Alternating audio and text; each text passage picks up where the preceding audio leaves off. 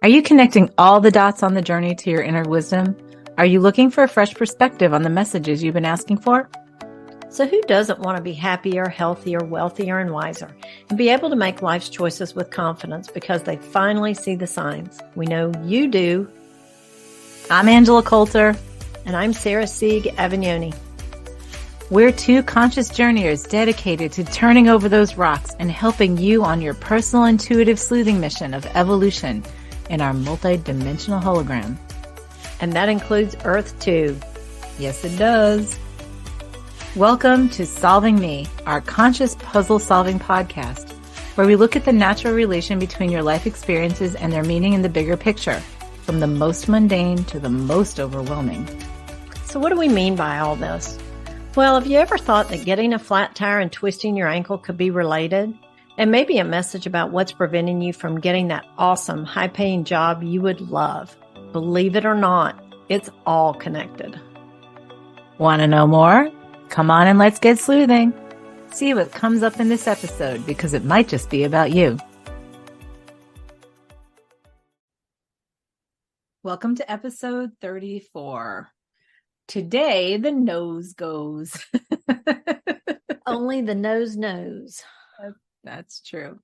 So we are pulling out the nose as its own message because there are so many things associated with the nose that we don't even really think about. Well, and there's so many different ways you could start with all the little phrases, or you could start with, the biology of what the nose does for us. Plain as the nose on your face. So right. We can start there, right? Yeah. So plain as the nose on your face is something that's, easily in sight. Being able to show yourself, being authentically you.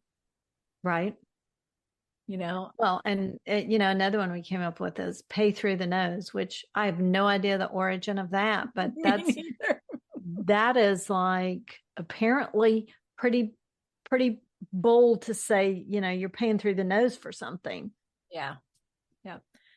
So think about it. If you're having things like allergy issues or sinus issues where you can't breathe, or you break your nose, or you lose your sense of smell. Lose your sense of smell. Yeah. So there's so much associated with smell. And it can go in different directions, but we, again, will stop often at these physical symptoms and just want to manage those versus, what could this be about? Right. What's the real underlying message of this physical symptom that I'm coming up with? Mm-hmm. And there's so many, the nose is, there's so much to do with the nose, with breath, with sleep, and the value of breathing through your nose versus your mouth when you're asleep, and how that affects your health, even if it's, oral health versus oxygen to the brain. I mean, that's kind of a basic. Mm-hmm. Quality sleep, which means that you function normally during the day. You don't have that brain fog that we all talk about and think about these days. And so if that happens, if you're having problems like that, you have to ask yourself, why don't I believe that I'm worthy or deserving of nourishing myself with oxygen as my body requires? Right. Or what is the tension that I'm holding that doesn't allow me to relax enough to take that full breath? Right. To breathe. Think about how we say it. Take a breath. Give yourself space to breathe. Well, if you can't breathe through your nose, then you're depriving yourself of being able to do that. So you're not letting yourself take a breath. You're not letting yourself breathe. That's a really big message that has to do specifically with your nose right off the bat. Yep. Then you have terms like, I smell trouble. Right. Yeah. Yeah. Smelling the roses. Stop and smell the roses. Absolutely. Yep. Plain as the nose on your face. I mean, which, gives the connotation of it's obvious. So are these messages that you're giving yourself through your nose as obvious as your nose is? that it can't be hidden, but you're still somehow ignoring it. Yep. Let's stuff up the nose. Let's do something with it, that draws attention to it. Well, and when we were discussing this, we were talking about all the different ways that the nose is an influence. And I'd be interested to know the percentage of teenagers that don't want a nose job. It's probably pretty small because most people are unhappy with their nose and how they look. And they base so much of their self-esteem and value on that look. So it's like, how do we surgically alter that versus just address that underlying issue? And the nose is the messenger there. Well, and if you go back to the plain as the nose on your face, right? You can't hide the nose. No. I mean, unless you literally put a scarf over it, or a hat, a face mask or whatever, you can't hide it. Oh, that's interesting. I just thought about all the time we had masks on during COVID. COVID, right. And that one of the symptoms of COVID was losing your sense of taste and smell. Right. So there is a whole collective message there on not having that worthiness, how about taking the breath, taking the moment to breathe. And I felt like that was a big message for us anyway. But the plain as the nose on your face and having like you're talking about with the nose jobs and stuff. I know somebody who is very conscious, very aware, and has had multiple situations where they've had to do grafts of skin because she's had these melanomas come up on her nose. Right. And she even called me up and she's like, I'm lost. Help me get the message so I don't have to do this anymore. I don't understand. What am I missing? And I'm like, wow, because it's happened like 3 or 4 times now. So it's like, well, what's plain? And she said, all I keep on hearing is plain as the nose on your face. And what am I missing that's right in front of me? And I was like, I can't answer that for you. Exactly. Yeah. Well, and that sun exposure on the nose, that's, a place where you get sunburned. And it's like, not everyone pays attention to that. And it's like, okay, it's gonna show up. It's gonna be that messenger of take care of yourself. Yeah. Yeah. Yeah. Nourishing yourself long term, like not just a quick fix. Right. And think about that, because your nose is and you can do without your nose because you can breathe through your mouth, but it's good to have 2 options. And if you lose your sense of smell, you lose your sense of taste as well. Many don't realize that that's connected. They are connected. Absolutely. Well, and there's so many, there are things that, like they add into natural gas, an odor to alert you of something so you can protect yourself. And in nature, there's so many things that you make judgment calls on based on your sense of smell. Mm-hmm. So it's a way to keep yourself safe. Mm-hmm. And if you don't embrace that sense of smell, don't allow that for yourself, you're putting yourself at risk. Exactly. And many consider smell actually the most powerful sense, physical sense in the 3D. And we don't even think about it, all the things that we're smelling all the time. All the time. Right. Yeah. And the fragrance and, everything's scented, whether it's toilet paper, air fresheners, soaps, your clothing, everything's so saturated. Well, and we have our own physical sense. And even though we don't consciously think about it, people who we love have a certain scent to them that we associate with them. And we respond to. I mean, okay, let's talk about sense of smell and dogs, how they greet each other. It's all about the smells. Right. It's all about the smells. And they don't go for a walk for the exercise. They go for the smells. Right. And it's a much different experience when you think about it that way. And how can this not be a way of communicating to ourselves? Yes. And in fact, when people talk about the what is that called? Clairsentience, what the smell ability. I always forget. I forget what that's called. But anyway, you have clairaudience, which is hearing things. You have clairvoyance, which is seeing things, and then you have whatever that thing is called. Right. Yeah, that other one.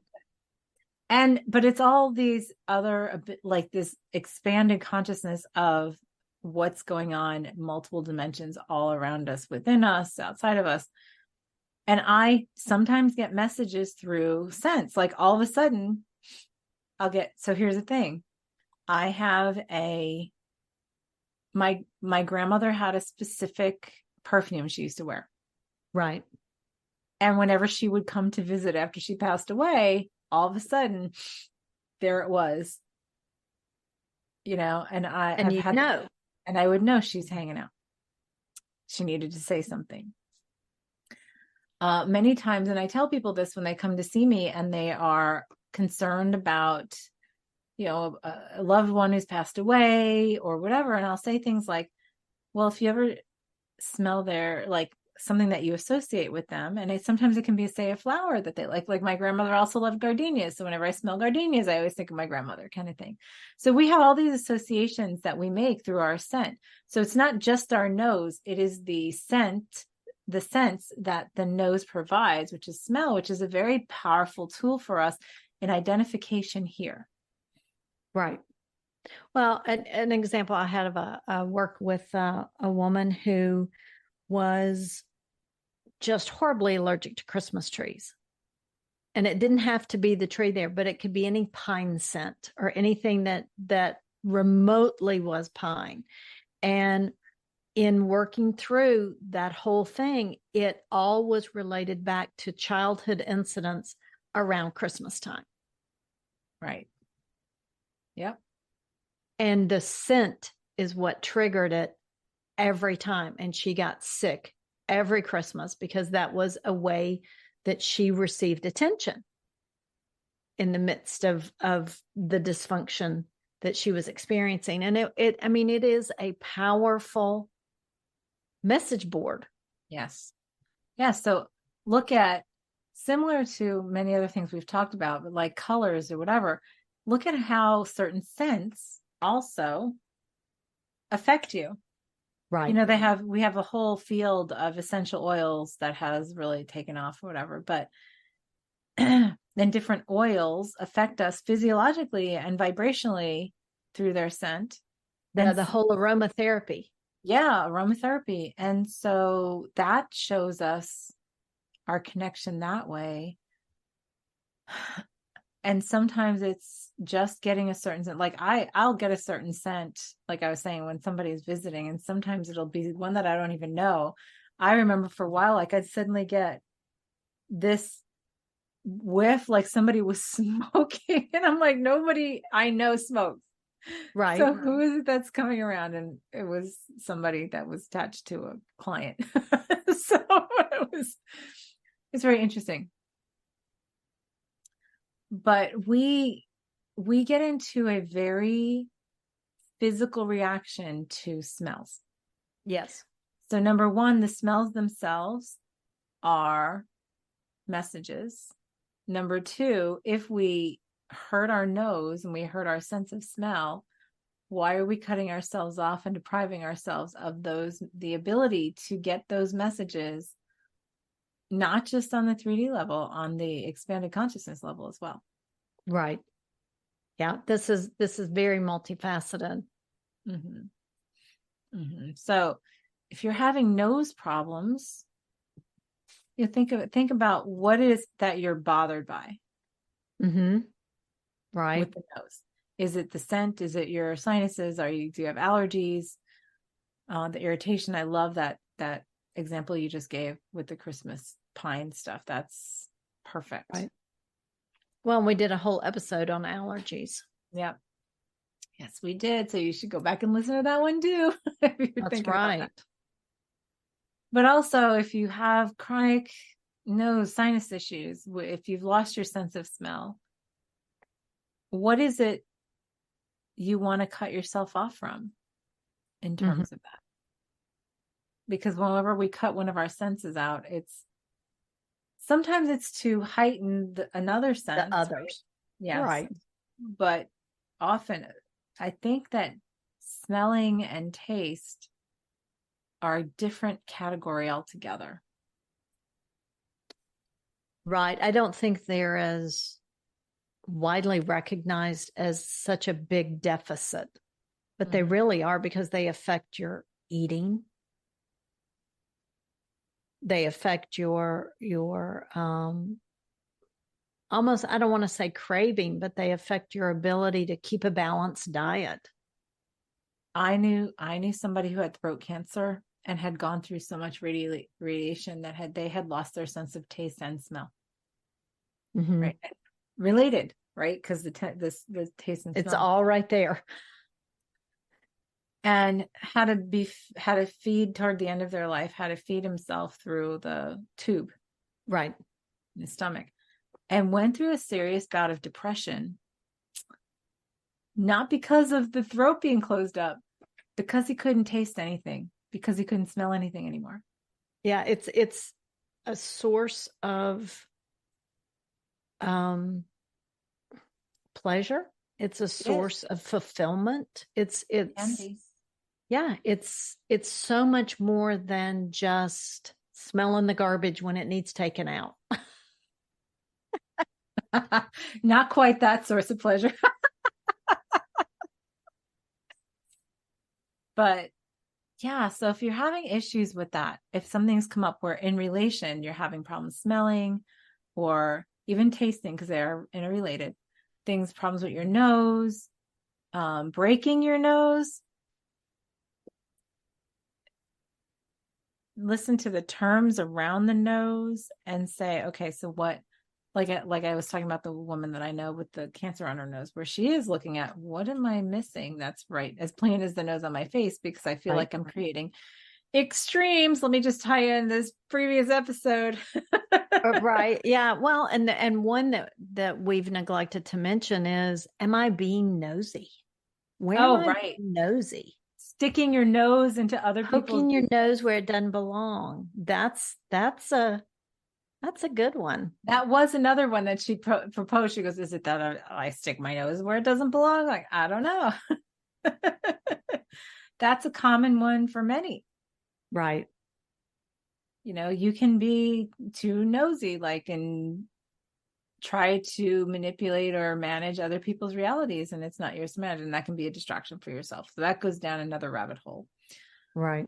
But those are the things to start asking yourself. So I would be interested to hear what you have going on with your nose, or anything with the nose, because I think we could be pretty creative with it. Yeah.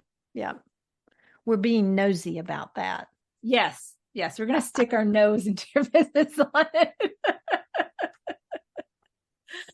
So thanks for listening. We hope to hear from you. Thanks for listening to us on Solving Me. If you found this podcast helpful, make sure to subscribe so you get noticed every time we post a new episode. And for a short time, we have a special bonus for you. Go to solvingme.net to download your free ebook, which outlines the next level of conscious solutions for your inner investigation. Be sure to help us spread the word. Share us with others you know who want to solve the puzzles of their everyday life through the filter of expanded consciousness, and have fun doing it. One more thing. Do you have some puzzling life circumstances where you feel blocked and you'd like our take on what's going on? Send us your conscious puzzle at connect@solvingme.net, and maybe you'll be the topic of a future episode. Until next time, happy sleuthing.